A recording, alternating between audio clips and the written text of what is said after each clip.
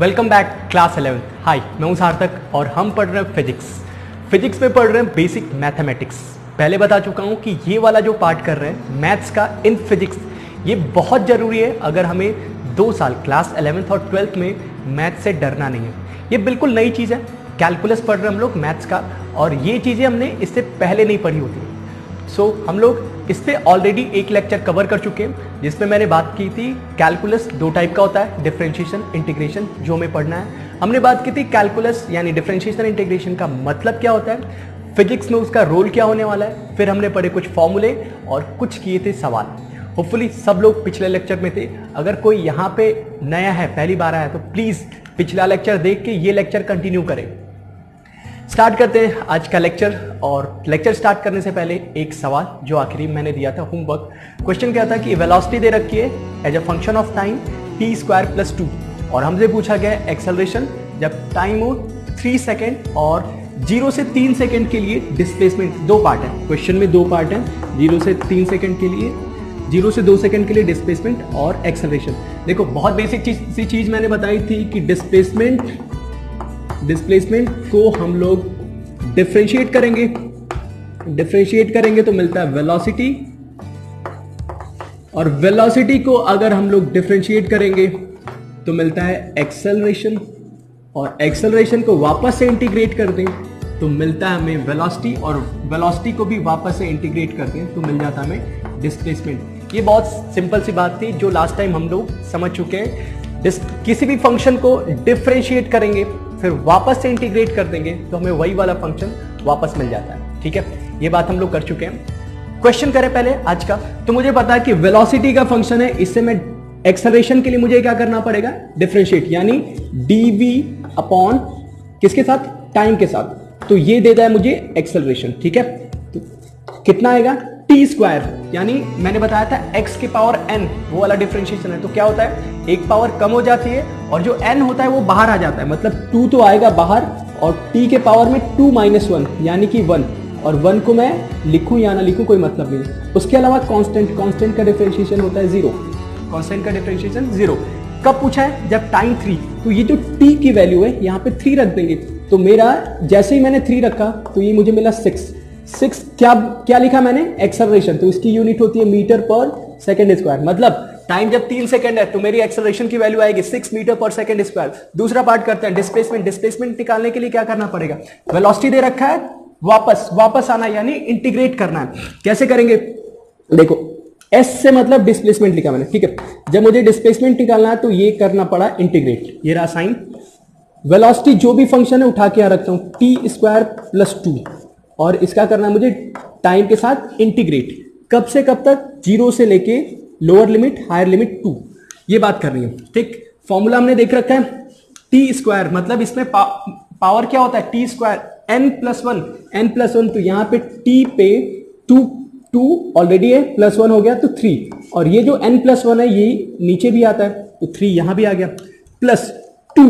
कोई भी कांस्टेंट होता है तो कांस्टेंट का इंटीग्रेशन करने पे वो कांस्टेंट तो रहेगा ही, उसके साथ t मल्टीप्लाई हो जाता है, उसके साथ t मल्टीप्लाई। तो ये रहा इस फंक्शन का इंटीग्रेशन। अब इस पे जब हम लोग लिमिट रखेंगे, ये लोअर लिमिट, ये हायर लिमिट। लिमिट कैसे रखते हैं, फिर से देखो, हायर लिमिट पहले रखेंगे तो यहां पे 2 पूरे में रख देंगे, 2 के पावर 3, 8/3, प्लस यहां पे 2 इंटू यहां पे रखेंगे 2, 4, ये हो गई higher limit, minus lower limit रखते हैं, मतलब यहां पे t की जगह 0, यहां भी t की जगह 0, तो यहां तो 0 मिला, यहां भी 0 मिला, कोई फर्क नहीं पड़ता।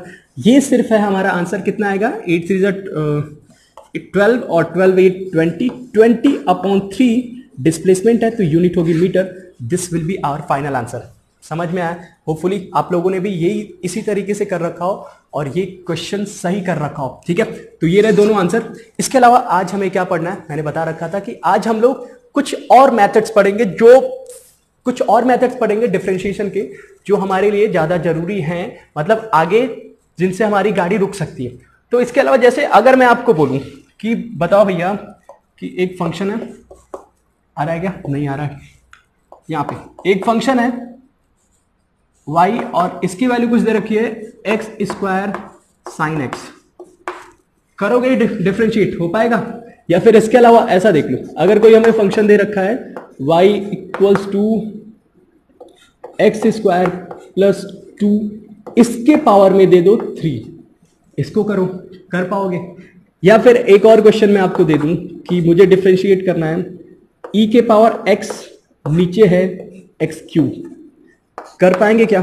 तो ये क्वेश्चन कुछ ऐसे हैं जिनको हम लोग बिल्कुल सिंपल फॉर्मूले से नहीं कर पाते। ये क्वेश्चन कुछ ऐसे हैं जिनको हम लोग सिंपल फॉर्मूले से नहीं कर पाते, और इनके लिए हमें जरूरत पड़ती है कुछ मेथड सीखने की, और वही मेथड्स हम लोग सीखेंगे। तो आज के लेक्चर में कुछ 2 से 3 मेथड्स में आपको डिफरेंशिएशन के बताने वाला हूं, जिनसे डिफरेंशिएशन का पूरा कॉन्सेप्ट आपका क्लियर हो जाएगा। साथ ही साथ एक सबसे जरूरी बात जो फिजिक्स में हमें कई बार यूज करनी है आगे, उसका नाम है मैक्सिमा मिनिमा, वो चीज भी हम लोग आज के ही लेक्चर में देखेंगे।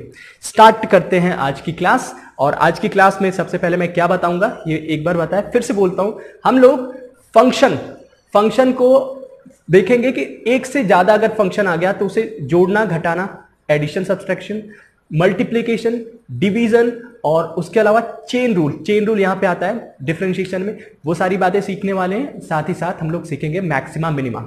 स्टार्ट करते हैं। एक चीज और लास्ट टाइम शायद मैंने बताया नहीं था, देखो मैंने बोला था y से हम लोग किसी फंक्शन को समझते हैं, ठीक है? इसे हम लोग ऐसे भी लिख सकते हैं, फंक्शन मतलब fx लिखने का मतलब ये कोई फंक्शन है। इसको अगर मैं डिफरेंशिएट करूं तो लिखता हूं dy अपॉन dx। तो इस वाले पार्ट को मैं ऐसे लिख सकता हूं dy बाई dx, मतलब एक बार इसको मैंने डिफरेंशिएट किया। अगर इसको फिर से डिफरेंशिएट करूं तो वो आता है d2y अपॉन dx स्क्वायर। और यहां कैसे बनेगा, यहां जाता है ये 2 डैश आते हैं, यानी 2 बार किसी फंक्शन को डिफरेंशिएट किया, 3 बार भी कर सकते हैं, d3y अपॉन dx3 ऐसे आएगा। जितनी बार मन करे उतनी बार डिफरेंशिएट कर सकते हैं हम लोग। ये चीजें वैसे आगे चल के काम आएंगी। ये मतलब क्या था समझ बताने का, ये होपफुली समझ में आ गया, ठीक है? माइंड मैपिंग मैंने ऑलरेडी दे रखी है कि डिफरेंशिएशन से हमारे दिमाग में तुरंत क्या आएगा, डिफरेंशिएशन से 2 चीजें तुरंत दिमाग में आएंगी। एक तो स्लोप की बात हो रही है, ठीक है? डिफरेंशिएशन मतलब स्लोप, या फिर ऐसे समझ सकते हो कि किसी चीज का रेट ऑफ चेंज के बारे में बात हो रही है, तो आएगा डिफरेंशिएशन का मतलब। इंटीग्रेशन से क्या समझेंगे, इंटीग्रेशन मतलब एरिया की बात हो रही है, इंटीग्रेशन मतलब एरिया की चीजों को हम लोग जोड़ रहे हैं। तो ये बात आपको दिमाग में हमेशा बनाए रखनी है। चलो स्टार्ट करते हैं आज के मेथड्स, जरूरी मेथड्स। सबसे पहले मैं आपको सिखाऊंगा एडिशन और सब्ट्रैक्शन। एक्चुअली ये तो हम लोग पहले ही सीख चुके हैं। अगर कोई फंक्शन है ऐसा, मान लो एक्स स्क्वायर प्लस ई के पावर एक्स, और भी एक ले लो, माइनस में ले लो साइन एक्स, तो यहां पे अलग अलग टाइप के फंक्शन है। एक्स स्क्वायर वाला अलग फंक्शन है, ई के पावर अलग है, साइन एक्स अलग है, कोई प्लस है कोई माइनस है। तो जब भी एक से ज्यादा फंक्शन हो, वो ऐड या सब्ट्रैक्ट हो रहे हो, तो उससे हम लोग कैसे डिफरेंशिएट करते हैं? बहुत आसान है, सबको बारी बारी से अलग अलग कर दो। अगर सब लोग अलग अलग प्लस माइनस के साथ लिखे हुए तो बहुत आसान है, अलग अलग सबको डिफरेंशिएट कर दो।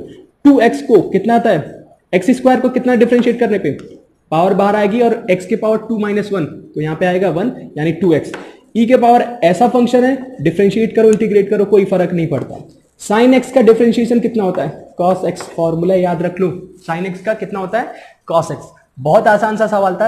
एडिशन सब्ट्रैक्शन में आपको कोई प्रॉब्लम आएगी ही, जब भी ये फंक्शन अलग अलग हो तो अलग अलग डिफरेंशिएट कर दो, इंटीग्रेट भी कर दो, जो भी बने उससे कोई दिक्कत नहीं होती। अब हमें सीखना कि अगर एडिशन सब्ट्रैक्शन के अलावा मल्टीप्लीकेशन हो, अगर मल्टीप्लीकेशन हो तो फिर कैसे करेंगे? मल्टीप्लीकेशन देखो यहां पे लिख रखा है मैंने, देखो एक्स स्क्वायर अगर सिर्फ होता तो हम लोग कर सकते हैं, लेकिन उसके साथ में साइन एक्स है, तो एक फंक्शन ये, एक फंक्शन ये, दो फंक्शन है और इनका मल्टीप्लाई है, तो इसको हम लोग डिफरेंशिएट कैसे करेंगे इसको समझो। अगर हमारा कोई फंक्शन दे रखा है f1x, मतलब पहला फंक्शन, और उससे मल्टीप्लाई है f2x, f1x और f2x 2 टाइप के फंक्शन है, ठीक है? इसको थोड़ा और आसान करूं क्या? नहीं चलेगा, कोई दिक्कत नहीं। f1x f2x 2 टाइप के फंक्शन है और इनका मल्टीप्लीकेशन है। मुझे बताना है कि इसका dy बाई dx यानी डिफरेंशिएशन कितना होगा। देखो क्या करते हैं, 2 फंक्शन है, तो सॉल्व करने का तरीका जो दिमाग में रखना है, पहले एक फंक्शन को लेंगे, डिफरेंशिएट करेंगे, दूसरे को वैसे ही रखेंगे। क्या बोला?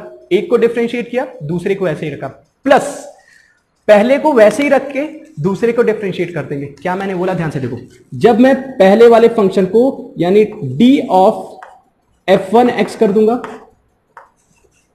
ठीक है, पहले वाले फंक्शन को, और दूसरा वाला जो फंक्शन है f2x इसको ऐसे ही छोड़ा, ठीक है। ये हुआ पहला पार्ट, काम आधा हुआ है। प्लस इसके साथ डिफरेंशिएट कर चुका हूं, अब इसको करना है, तो इसको वैसे ही रखो, f1x और दूसरे वाले को डिफरेंशिएट करो, d of f2x upon dx। इस तरीके से पूरा पूरा डिफरेंशिएशन अपना हो जाएगा। ये चीजें वैसे समझ में नहीं आती हैं उतना प्रॉपर, लेकिन अगर हम लोग एग्जांपल के साथ करें, इस वाले क्वेश्चन को देखो, मैं तुम्हें डिफरेंशिएट करके सिखा रहा हूं कि कैसे करेंगे। y की वैल्यू रखी हुई है x square into sine x, x square into sine x. इस तरीके से करते हैं हम लोग, dy बाई डी एक्स निकालते हैं। यहां पे सबसे पहले मैं क्या बोला कि पहला फंक्शन ये हुआ, दूसरा फंक्शन, पहले फंक्शन को डिफरेंशिएट करो। एक्स स्क्वायर का कितना होता है 2x, इसको वैसे ही रख दो साइन एक्स, प्लस पहले वाले फंक्शन को वैसे ही रखो, दूसरे वाले फंक्शन को डिफरेंशिएट करो, साइन का कितना होता है cos x।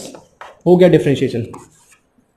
ये हुआ प्रोडक्ट रूल। प्रोडक्ट रूल में क्या करते हैं, दो फंक्शन होते हैं, एक को डिफरेंशिएट करो, दूसरे को वैसे ही रखो, प्लस दूसरे वाले को डिफरेंशिएट करके पहले वाले को वैसे ही रख दो। ये रहा पूरा मेथड डिफरेंशिएशन का। आगे चल के और भी क्वेश्चंस में ये चीजें यूज आएंगे कि प्रोडक्ट रूल में डिफरेंशिएशन कैसे करते हैं। अच्छा, मल्टीप्लिकेशन की बात होगी, फिर आता है हमारा डिवीजन। डिवीजन देखो कैसे करते हैं। डिवीजन का कोई सवाल है? हाँ, यहाँ पे एक सवाल दे रखा है। तो डिवीजन में जैसे कि कोई फंक्शन है, यहाँ पे f1x होगा और f2x, दो फंक्शन होगा, तो इसको डिफरेंशिएट करेंगे। तो समझो कैसे करते हैं, बिल्कुल दिमाग में रखना इस बात को। हम लोग क्या करते हैं, सबसे पहले ऊपर वाला जो फंक्शन है उसको डिफरेंशिएट करेंगे, बड़ा सा टर्म आने वाला, ध्यान रखना, ऊपर वाला टर्म है उसको डिफरेंशिएट करेंगे, इनटू नीचे वाले से मल्टीप्लाई, माइनस अब नीचे वाले को डिफरेंशिएट करेंगे, ऊपर वाले को वैसे ही रखेंगे। उसके अलावा जो भी डिनोमिनेटर में है उसका स्क्वायर कर देते हैं। ऐसे नहीं समझ में आएगा, ध्यान से देखो बोर्ड पे। हम लोग को दो चीजें ऊपर भी रखनी है नीचे भी। ऊपर क्या आता है समझो, जो पहला फंक्शन है उसको डिफरेंशिएट करो, d of f1x upon dx। उसके अलावा जो नीचे वाला फंक्शन है f2x उसको वैसे ही मल्टीप्लाई करो, कुछ नहीं करना है।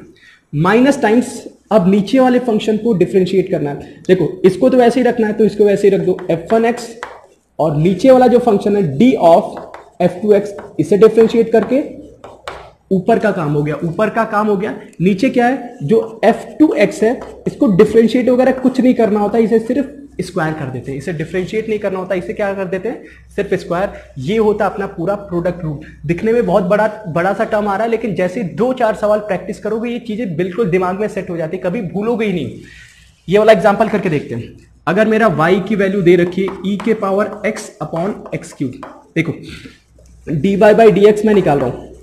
सबसे पहला क्या है, ऊपर वाला फंक्शन को डिफरेंशिएट करना है, इसको डिफरेंशिएट करो, कोई फर्क नहीं पड़ता। नीचे वाला जो फंक्शन है उसको वैसे ही रखो, रख दिया, माइनस में ऊपर वाला फंक्शन वैसे ही रखो, नीचे वाला जो फंक्शन था उसको डिफरेंशिएट करना है। एक्स क्यूब का डिफरेंशिएशन कितना आएगा, ध्यान दो, 3x स्क्वायर, कितना आएगा 3x स्क्वायर, अपॉन ऊपर का काम खत्म, नीचे क्या है एक्स क्यूब, तो इसका स्क्वायर करना, क्यूब का स्क्वायर करेंगे कितना 6, x के पावर 6।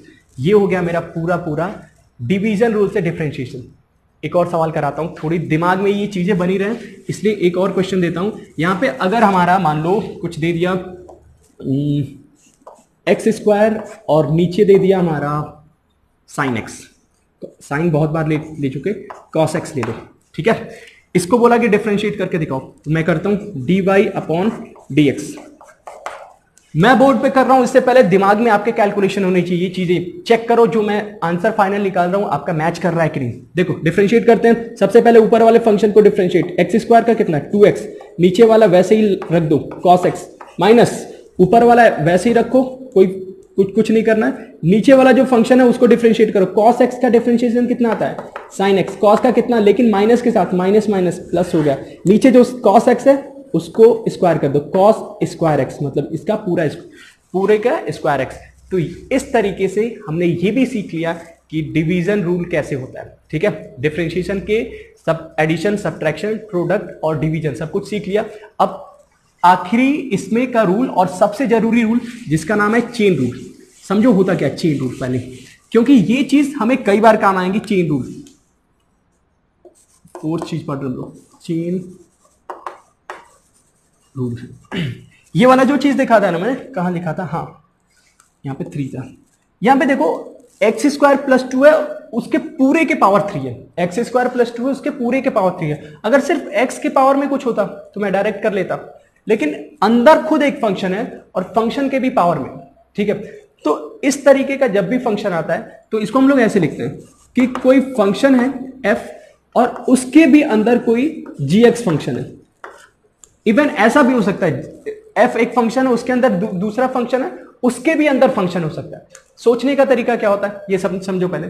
जो भी सबसे पहले वाला फंक्शन होता है, बाहर वाला कैसे समझेंगे, अभी एक दो एग्जांपल से समझाऊंगा। तो पहले बाहर वाले फंक्शन को डिफरेंशिएट करते हैं, फिर मल्टीप्लाई करते हुए अंदर वाले को भी हम लोग सबसे पहले बाहर वाले को करेंगे डिफरेंशिएट, फिर उसी के साथ अंदर वाले को भी डिफरेंशिएट करके मल्टीप्लाई कर देते हैं।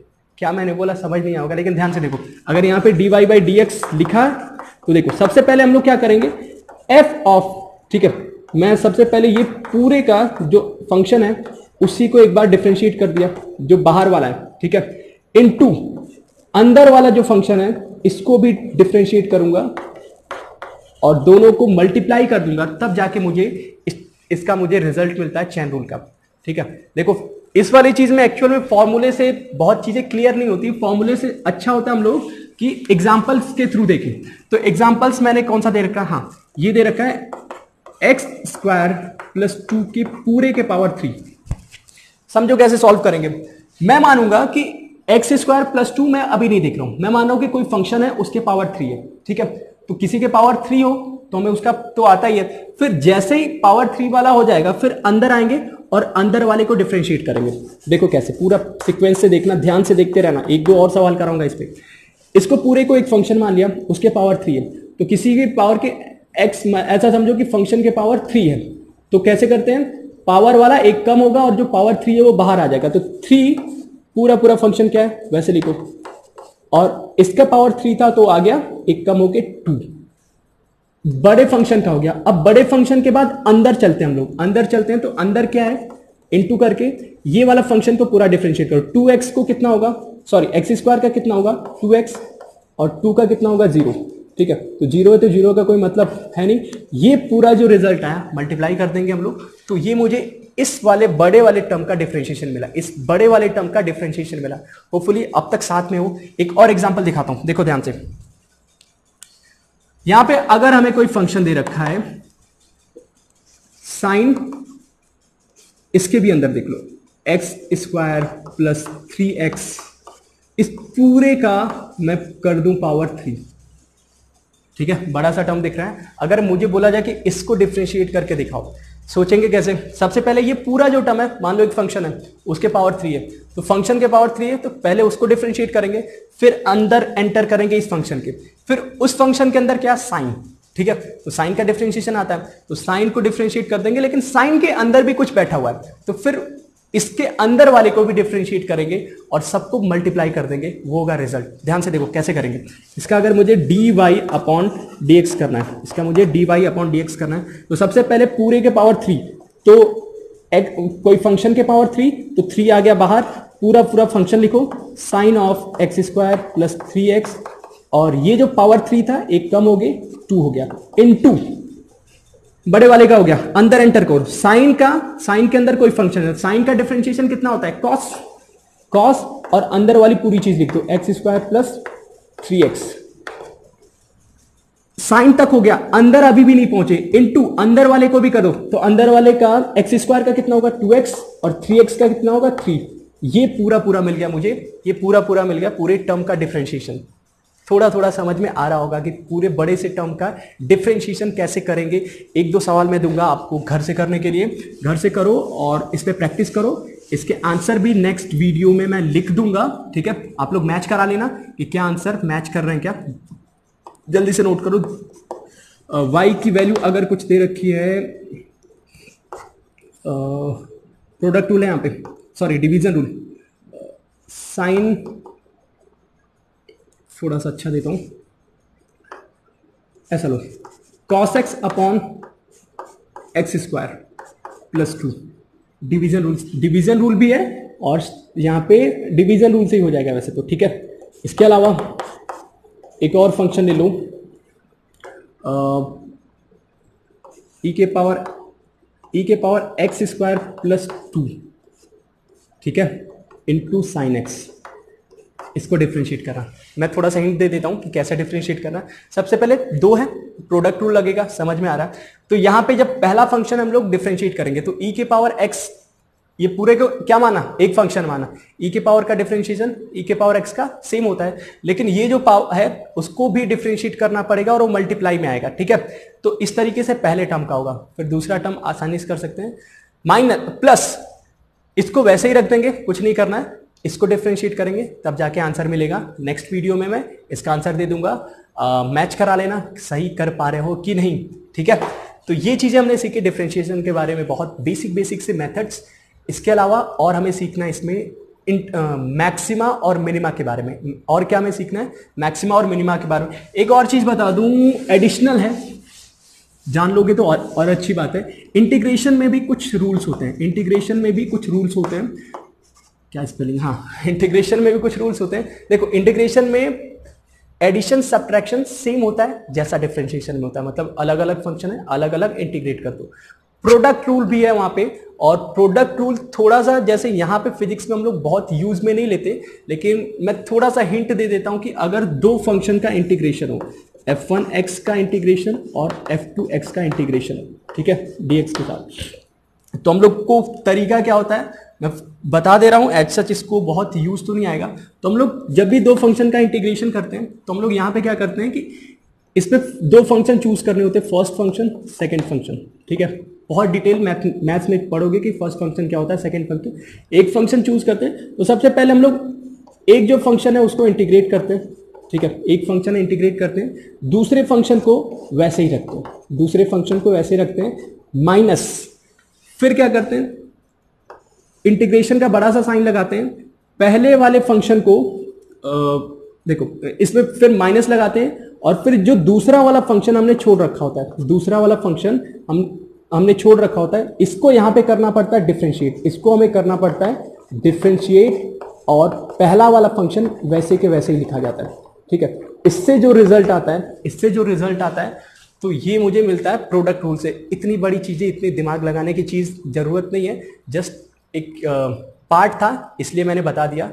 वैसे ये अभी हम लोग फिजिक्स में नहीं यूज करेंगे इसको, ठीक है, बिल्कुल टेंशन लेने की जरूरत नहीं इस पे, ठीक। एक और चीज इंटीग्रेशन में आती है, अगर कोई हमें ऐसा फंक्शन दे रखा, ये चीज थोड़ी काम की है, ये समझ लो, ऐसा कोई फंक्शन दे रखा है ax प्लस बी वाला फॉर्मेट में, ठीक है, इसको हम लोग इंटीग्रेट करें, तो जब हम लोग इसको y को इंटीग्रेट करते हैं, मतलब ये वाला पूरे फंक्शन को, तो जो हमारा रिजल्ट आता है कुछ ऐसा समझो, ये पूरा इंटीग्रेट तो होता ही है, ऊपर का जो भी है इंटीग्रेट तो हम लोग करते ही हैं। इसको मान लो कोई नया फंक्शन f आ रहा है ax प्लस बी, जो भी रिजल्ट आए, अपॉन में ये जो x के साथ मल्टीपल होता है ये डिवीजन में आ जाता है, x के साथ जो मल्टीपल होता है ये डिवीजन में आ जाता है। ये मैंने क्या बोला, इसको भी एक एग्जाम्पल के थ्रू ही समझोगे तो अच्छे से समझ में आएगा। जस्ट अ मिनट, देखते हैं एक एग्जाम्पल से। अगर कोई हमें बोला कि भैया आप इंटीग्रेट करो 2x,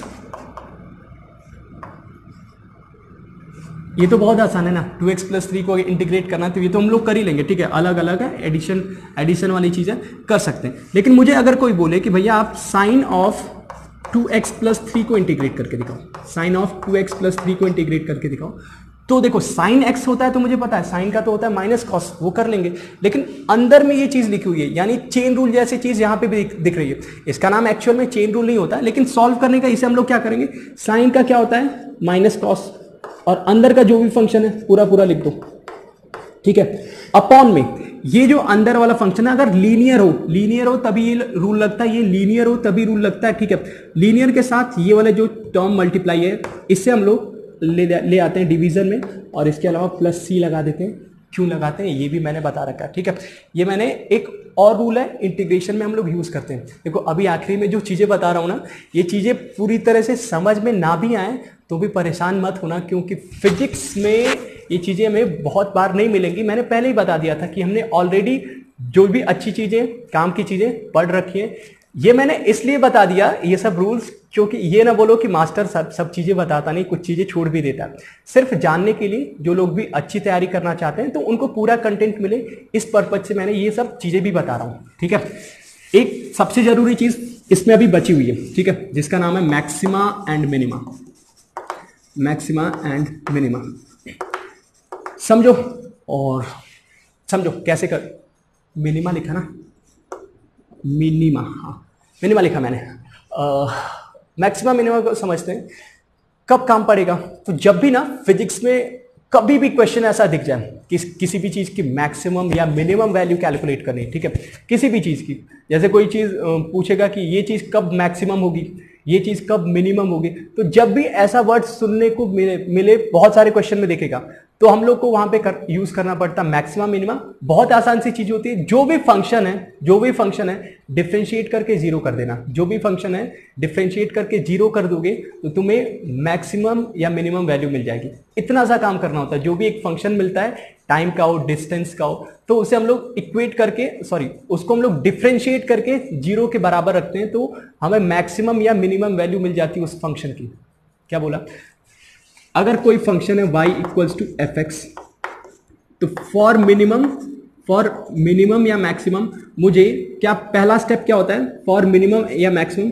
पहला स्टेप होता है कि D Y upon D X करो और उसको इक्वेट कर दो जीरो के। D Y upon D X करो और उसको इक्वेट कर दो जीरो के। 90% प्रॉब्लम यहीं से सॉल्व हो जाएगी, उसकी वैल्यू जो भी है मिल जाएगी। ठीक है, मैक्सिमम पूछे या मिनिमम पूछे, सिर्फ हमें एक बार डिफरेंशिएट करके जीरो कर दोगे, आंसर मिल जाता है। ठीक है, कभी बहुत कॉम्प्लिकेटेड चीज आ गई, तो वहां पे अगर पूछ लिया कि चेक करके बताओ कि ये मैक्सिमम सच में है क्या या मिनिमम सच में है क्या, तो वहां पे मुझे 2 बार डिफरेंशिएट करना पड़ता है। क्या बोले कि अगर पूछे कि किस पॉइंट पे मैक्सिमम है, किस पॉइंट पे मिनिमम, अगर क्वेश्चन में ऐसा दे रखा है कि मैक्सिमम या मिनिमम, तो हम लोग सीधे सीधे डिफरेंशिएट करके जीरो कर देंगे। लेकिन पूछ ले कि किस पॉइंट पे मैक्सिमम, किस पॉइंट पे मिनिमम, तो मुझे यूज करना पड़ता है 2 बार डिफरेंशिएशन। और हम लोग होता क्या है, फॉर मैक्सिमा, किस पॉइंट पे मैक्सिमम मिलेगा, इसको मैं 2 बार डिफरेंशिएट करूं तो मिलता है d2y अपॉन dx स्क्वायर। ये चीज हो जाती है नेगेटिव, मैक्सिमा के लिए नेगेटिव, और फॉर मिनिमा मतलब मिनिमम वैल्यू के लिए यही वाली चीज d2y अपॉन dx स्क्वायर, ये हो जाती है पॉजिटिव। हाँ, ऐसे ही याद रखना है, मैक्सिमा नेगेटिव आएगा और मिनिमा पॉजिटिव आएगा, ये दिमाग में रखना है। ठीक है, अभी एक सवाल भी इस पे मैं करा दूंगा, बिल्कुल क्लियर हो जाएगा कि क्यों मैक्सिमा क्यों मिनिमा की बात कर रहा हूं।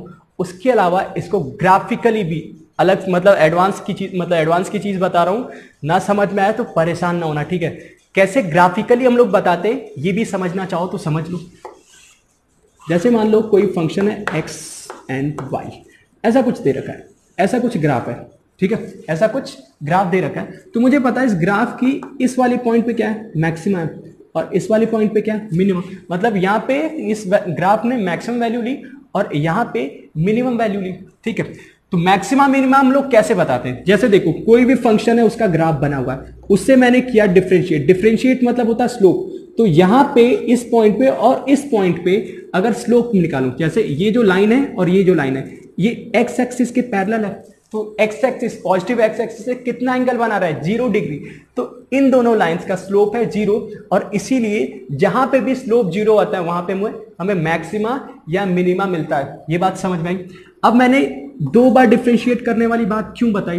देखो, एक बार डिफरेंशिएट करेंगे तो क्या मिलता है, स्लोप। एक बार और डिफरेंशिएट करेंगे तो क्या मिलता है, rate of change of slope. क्या बोला मैंने? एक बार डिफरेंशिएट करेंगे तो मिलेगा स्लोप, 2 बार डिफरेंशिएट करेंगे तो मिलेगा rate of change of slope. मतलब जब मैक्सिमा होता है तो यहां पे स्लोप जो होता है, पहले यहां ऐसे था, फिर ऐसे था, फिर 0 हुआ, फिर देखो यहां से पहले पॉजिटिव स्लोप था, फिर 0 हुआ और फिर नेगेटिव हो गया। ठीक है, पॉजिटिव से नेगेटिव में चेंज आता है, इसलिए यहां पे मिलता है मिनिमा, इसलिए हमें मिलता है मैक्सिमम। मिनिमा में क्या हो रहा है, पहले यहां पे ये क्या है, ये नेगेटिव स्लोप है, ये यहां से लाइन अगर खींचूं तो यहां से इसका एंगल निकाल लो तो tan की जो वैल्यू आएगी नेगेटिव आती है, नेगेटिव से 0, फिर यहां पे पॉजिटिव। मतलब जब rate of change of slope negative से पॉजिटिव होगा तो मिलता है मिनिमा, स्लोप पॉजिटिव से नेगेटिव होगा तो मिलता है मैक्सिमम। देखने के लिए था, समझ में आया तो ठीक है, ना समझ में आया तो थोड़ी भी टेंशन नहीं लेनी है, क्योंकि प्योरली मैथ्स की चीज है। मैथ्स वाले जो भी लोग हैं ट्वेल्थ में, क्लास 12th में, ये आपको समझने को मिलेगा। पूरी डिफरेंशिएशन में और भी कहानी होती है, वो भी देखने को मिलेगा। इंजीनियरिंग में जाओगे तो और भी बड़ी कहानी हो जाती है पूरी डिफरेंशिएशन की। सब कुछ सीखना, काम कोई भी चीज नहीं आएगी, ठीक है, लेकिन पढ़ना पड़ेगा यहाँ पे, ठीक है। ये आपको मैथ्स वालों के लिए काम की चीज है थोड़ी, ठीक है, वो समझ पाए तो ठीक है, नहीं तो 12th में फिर से मास्टर, जो मैथ्स का मास्टर होगा आपका, वो समझाएगा आपको। बायो वाले बिल्कुल सोचे भी ना इसके बारे में, ठीक है, बस देख लो, समझ में आ गया तो वेल एंड गुड एनफ। ये हुई बात। अच्छा, इस पे एक सवाल कराना था, वो भी करा दूं मैं। ये सब चीजें दिखते हैं। एक क्वेश्चन है मेरे पास, क्वेश्चन इज, हाँ, अगर कोई y की वैल्यू दे रखी है 25x² माइनस 10x प्लस 5, ठीक है, ये एक y की वैल्यू, एक कोई फंक्शन दे रखा है कुछ ऐसा। मुझसे पूछा इस फंक्शन की मैक्सिमम और मिनिमम वैल्यू बता सकते हो क्या? मैंने बोला हाँ बिल्कुल बता सकते हो। तो मुझे पता है कि मैक्सिमम या मिनिमम जब भी पूछा जाए तो पहला काम क्या होगा, इसको डिफरेंशिएट करूंगा और बराबर कर दूंगा 0 के। 25 तो 25 ऐसे ही रहेगा। x² का कितना होता है 2x, तो यहां पे 2 आएगा, 2 × 25 यानी 50x पूरा हो गया। 10x, x खत्म हो जाएगा, बस बचेगा 10। 5 एक कांस्टेंट है तो इसका होता है 0। अब ये जो भी चीज आई इसको इक्वेट कर दूंगा मैं 0 के, तो ये 10 उधर जाएगा और इधर है 50x इक्वल्स टू 10, तो x comes out to be 1/50 which is equals to 1/5, ठीक है, 1/5। ये जो x इक्वल्स टू 1/5 पे मुझे मैक्सिमम या मिनिमम वैल्यू मिलने वाली है, ठीक है, आधा काम हो गया मेरा।